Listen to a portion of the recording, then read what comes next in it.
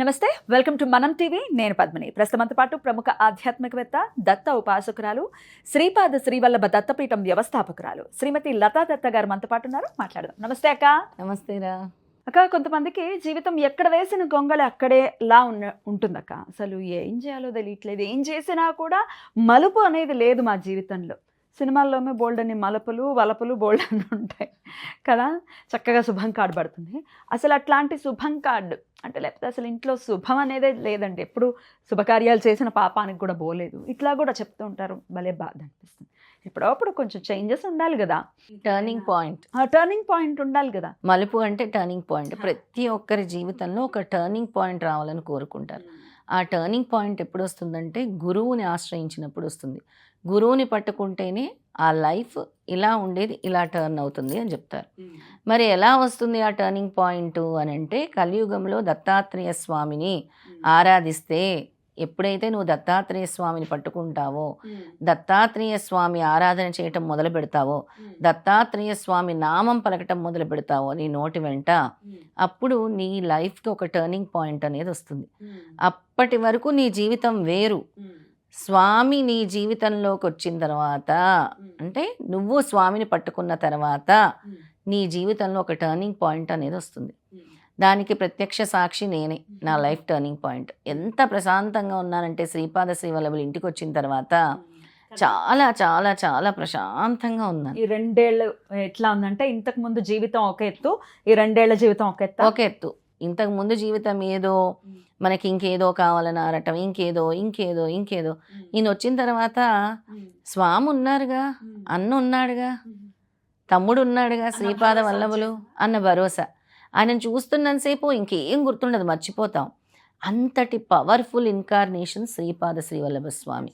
అసలు ఎవరైనా కూడా వాళ్ళ అనుభవాలు చెప్తూ ఉంటారు పద్మిని. మనతో శ్రీపాద శ్రీవల్లభులు మా జీవితంలోకి వచ్చిన తర్వాత దత్తాత్రేయ స్వామిని కానీ శ్రీపాద శ్రీవల్లభుడి గురించి ఎక్కువ చెప్తారు. వెంటనే కరుణిస్తాడు ఆయన, వెంటనే మిరాకిల్స్ చూపిస్తారు అని. కోకొల్లల మిరాకిల్స్ ఉన్నాయి శ్రీపాద వల్లభులవి. అసలు ఎన్ని మిరాకిల్స్ అంటే చెప్పలేము. ఆయన నామస్మరణ చేస్తూ ఉంటే దిగంబర దిగంబర శ్రీపాద వల్లభ దిగంబర, దిగంబర దిగంబర శ్రీపాద వల్లభ దిగంబర, దిగంబర దిగంబర అవధూత చింతన దిగంబర. ఎవరైతే ఈ దిగంబర దిగంబర శ్రీపాద వల్లభ దిగంబర అనే నామాన్ని నామజపం చేస్తారో, అతి శక్తివంతమైన నామజపం ఇది. ఊరికే మనకి స్వామి ఇవ్వాల. అతి శక్తివంతమైన నామజపం. మనందరికీ ఈ నామం ద్వారా స్వామి ఏం గుర్తు చేస్తున్నారంటే, నువ్వు భూలోకానికి వచ్చినప్పుడు ఒంటి మీద నూలిపోగు లేకుండా వస్తావు, వెళ్ళేటప్పుడు కూడా నూలిపోగు లేకుండా వస్తావు. దిగంబరుడు వెళ్ళిపోతావు, దిగంబరుడు వస్తే దిగంబరుడు. ఇందులో చాలా మీనింగ్ ఉంటుంది. అలాగే అంబరాన్ని అంటినవాడు ఆయన. ఆయనకి దిక్కులు చుక్కలతో ఏమీ లేవన్నమాట. అందుకే ఆయనని మనం ఎంత స్మరిస్తే అంతటి శక్తి మనకు వస్తుంది. ఆయన స్మరణ వల్ల ముఖ్యంగా మానసిక ప్రశాంతత లభిస్తుంది. ఫస్ట్ స్టెప్ ఎప్పుడైతే ఈ నామజపం చేస్తున్నామో, ఫస్ట్ స్టెప్ నీకు మైండ్కి ఒక క్లారిటీ వస్తుంది. అప్పటి వరకు నీ మైండ్ క్లారిటీ ఉండదు. ఎన్నాళ్ళలో మనం మార్పు చూడొచ్చక్క? ఎవరైతే దీన్ని కంటిన్యూస్గా మొదలుపెట్టి ఒక 21 రోజుల నుంచే నీలో మార్పు మొదలైపోతుంది. అసలు కొంతమంది తీవ్రంగా చేస్తే 3 రోజుల నుంచే మార్పు వచ్చేస్తుంది ఆయన నామస్మరణ పట్టుకుంటే.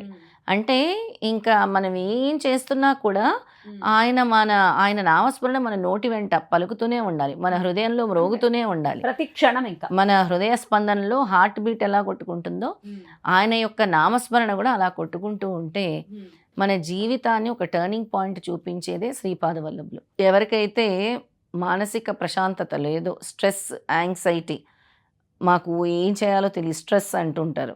ఈ నామస్మరణ పట్టుకుంటే ముందు మానసిక ప్రశాంతత, తర్వాత అభిష్ట సిద్ధి, నువ్వు అనుకుంటున్న సంకల్పం నెరవేరుతుంది, తర్వాత ఆరోగ్యం, తర్వాత అమితానందం, నీకు తెలియకుండానే ఆనందం పెరుగుతూ ఉంటుంది. అంటే ఒక సాటిస్ఫాక్షన్ లైఫ్ని ఆయన మనకు అందిస్తూ ఉంటారు. ముందు అన్నీ ఇచ్చేస్తారు కావాల్సినవన్నీ, తర్వాత నాకు వద్దు అనిపించేలా కూడా ఆయన చేస్తారు. ఇవన్నీ ఎందుకు, నాకు మీరు ఉన్నారు చాలు అనిపించే స్థితికి తీసుకెళ్ళేది ఆయన. స్పిరిచువల్ ఎన్లైట్మెంట్ ఇచ్చేది ఈ నామస్మరణ. మానసిక ప్రశాంతత ఇచ్చేది అది, జ్ఞానాన్ని ఇచ్చేది అది, పితృదోషాలను తొలగించేది అది, మనని నెక్స్ట్ లెవెల్కి తీసుకెళ్లేది అదే. మొన్న ఒకరు కాల్ చేశారక్క, ఒక లేడీ కాల్ చేసింది. తను అనటం ఏంటంటే, మా అత్తగారు చనిపోయి 3 నెలలు అయిందండి, మేము స్మరణ చేయొచ్చా, దత్త పూజ చేయొచ్చా అని ఒకటి అడిగి, తర్వాత స్మరణ చేయొచ్చా అని అడిగారక్క. స్మరణ చేయొచ్చు, స్మరణకి ఎటువంటి ఆటంకాలు లేవు. నువ్వు ఎప్పుడైనా సరే ఎటువంటి స్థితిలోనైనా స్మరణ అనేది ఆపాల్సిన అవసరం లేదు. మనసులో భగవంతుడు నిన్ను ఆపమని చెప్పలేదు. అది నీకు తెలియకుండానే నీ మనసులో అది రిపీట్ అవుతూ ఉంటే దాన్ని ఎలా ఆపుకోగలవు? ఆపుకోలేవు కదా. ఎటువంటి స్థితిలోనైనా నువ్వు నామస్మరణ చెయ్యొచ్చు అని స్వామి చెప్పారు. పూజలు చేయొద్దు, ఇంకేవో చేయొద్దు, హోమాలు, యజ్ఞాలు, ప్రసాదం తీసుకోవటము, శటకోపాలు పెట్టుకోవడం, ఇవన్నీ చేయకూడదు. కానీ నీ అంతఃస్మరణం అంటే ఏదే నామస్మరణ, నీ ఆత్మతో చేస్తున్న నామస్మరణ ఎప్పుడు కూడా విడిచిపెట్టమని ఏ భగవంతుడు చెప్పడు. ఇంకా నీకు దగ్గర అవుతాడు భగవంతుడు. ఏ సమస్యలోనైనా, ఎటువంటి కఠినమైన పరిస్థితుల్లో నువ్వు ఉన్నా కూడా రక్షిస్తాడు. ఇప్పుడు ఒకవేళ మనం ఇప్పుడు అలవాటు చేసామనుకోండి, నియమబద్ధంగా ఒకవేళ మనం కూర్చుని మనస్సుని కేంద్రీకృతం చేసి నామస్మరణ చేయటం అనేది అలవాటు చేస్తే అది ట్యూన్ అయిపోతుంది. ట్యూన్ అయిపోయి మనం గుర్తు చేయక్కర్లేదు, దానికి అదే చేసేస్తూ ఉంటుంది. మరి ఆడవాళ్ళకి పీరియడ్స్ వచ్చినప్పుడు అమ్మో లోపలంతా నామస్మరణ జరిగిపోతుంది, నాకు భయం వేస్తుంది అనేవాళ్ళు ఉంటారు. అలాంటిది ఏమీ లెక్కించాడు స్వామి అంటూ లేదు, అసలు దానికి ఏమీ ఉండదు. ఈ నామస్మరణ నువ్వు అక్కడ కూర్చొని జపమాల పట్టుకొని జపం చేయకూడదు. కానీ నువ్వు కూర్చున్నప్పుడు నీ నోటి వెంట వస్తుందంటే అది ఆయన నీకు ఇస్తున్న అదృష్టంగా భావించాలి. స్వామి నీలో దాన్ని అంటే ఎలా ఎన్లైట్మెంట్ చేస్తున్నారంటే నీ హృదయంలో ఆ విధంగా నీ నోటి వెంట వస్తుంది అని అంటే స్వామి నీ లోతుల్లో, నీ ఆత్మలో ఆయన పేరుకుపోయి ఉన్నారు, కూర్చొని ఉన్నారు. అందుకే నీకు అలా వస్తుంది. దానికి ఎటువంటి తప్పు ఉండదు. స్వామి చెప్తారు, నువ్వు నామస్మరణ చేసుకోవడానికి ఉదయం రాత్రితో సంబంధం లేదు, మధ్యాహ్నంతో సంబంధం లేదు, ఎటువంటి స్థితి పరిస్థితితో సంబంధం లేదు. మనం చూస్తాము అవధూతలు, సిద్ధపురుషులు, వాళ్ళు ఏమీ పట్టించుకోరు. వాళ్ళ స్మరణలోని, వాళ్ళ ధ్యానంలోని వాళ్ళే మునిగి తేలియాడుతూ ఉంటారు. ఖచ్చితంగా రైట్ అక్క. ఖచ్చితంగా జీవితం మలుపు తిరగాలి అని అంటే ఈ నామాన్ని పట్టుకోమని చెప్తాను. ఫస్ట్ దత్తాత్రేయ స్వామిని నువ్వు పట్టుకున్నావంటే నువ్వు మొదలు పెట్టాల్సిన మంత్రం ఇదే. నీ లైఫ్కి టర్నింగ్ పాయింట్ వస్తుంది అని అంటే ముందు దిగంబర దిగంబర, శ్రీపాద వల్లభ దిగంబర, తర్వాత గురుచరిత్ర, ఈ రెండే నీ జీవితాన్ని మలుపు తిప్పుతాయి, టర్నింగ్ పాయింట్ ఇస్తాయి. అంత అద్భుతమైన శక్తివంతమైన మంత్రం ఇది, చిన్న మంత్రం కాదు. చాలా చక్కగా తెలియజేసి చాలా సులువుగా ఉంది, కానీ చేసేది మాత్రం చాలా మెరాకిల్స్ చాలా.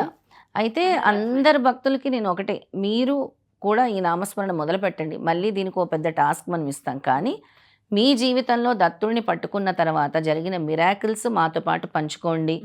మీరు కూడా మాతో మాట్లాడతాం అనుకునే వాళ్ళు మెసేజ్ చేయండి, మెసేజ్ చేయొచ్చు. నంబర్ కనిపిస్తుంది, లత గారి నంబర్, కాంటాక్ట్ చేయొచ్చు, మీరు చేయొచ్చు. ఆ దత్త మిరాకిల్స్ అనేవి మనతో పంచుకుంటే మనం కూడా చాలా ఆనందిస్తాం. వాళ్ళ జీవితంలో దత్తుడు రాకముందు, దత్తుడు వచ్చిన తర్వాత ఎలా టర్నింగ్ పాయింట్ అయిందో మనతో పంచుకో. ఒకవేళ మాట్లాడలేని పరిస్థితి ఉంటే కనుక వాట్సాప్లో మెసేజ్ చేయండి, అది నేను లైవ్లో చదివి కూడా వినిపిస్తాను. రైట్ అక్క, చాలా చక్కగా తెలియజేశారక్క, కృతజ్ఞతలు. నమస్కారం అక్క. జై గురుదత్.